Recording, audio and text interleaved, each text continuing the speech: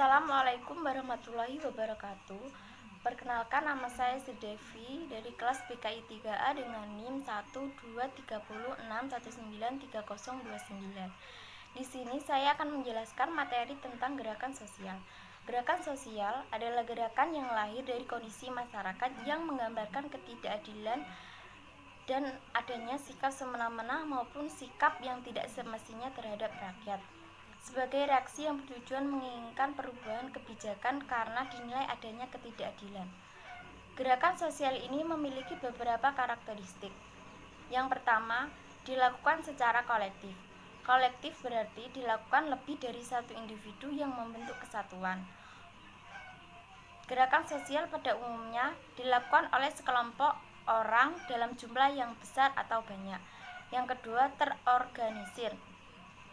Gerakan sosial diatur dalam suatu kesatuan sesuai dengan tatanan atau kaidah yang berlaku. Terorganisir berarti memiliki struktur, tata cara, tujuan, anggota, akses yang terarah dan jelas. Yang ketiga, memiliki ideologi. Adanya ide-ide maupun pemikiran kemudian memunculkan ideologi yang dapat dijadikan dasar pada sebuah gerakan sosial. Ideologi merupakan konsep yang tersistem yang dijadikan dasar yang memberikan arah dalam kehidupan yang berupa cara berpikir dari sekelompok orang, meliputi kumpulan arti, nilai, ide, norma, kepercayaan, dan keyakinan dalam menentukan tindakan dalam dinamika sosial politik. Yang keempat, bersifat dinamis. Salah satu tujuan dari gerakan sosial adalah merubah sistem atau tatanan sosial yang berlaku di masyarakat.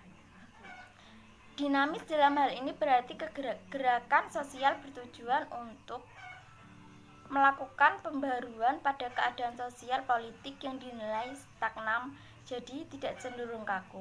Selain itu, juga untuk mewujudkan tatanan kehidupan sosial yang baru dan sesuai dengan harapan masyarakat.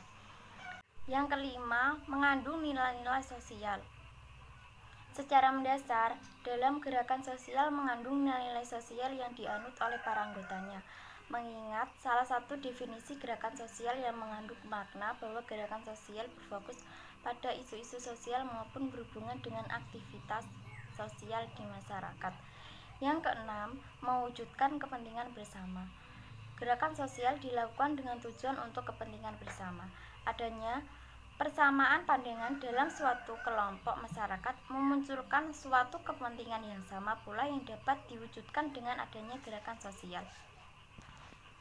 Faktor penyebab suatu gerakan sosial yaitu dengan munculnya suatu gerakan sosial yang seringkali dikaitkan dengan masalah ekonomi maupun masalah sosial yang dialaminya, atau bahkan bisa juga karena adanya politik yang sedang terjadi.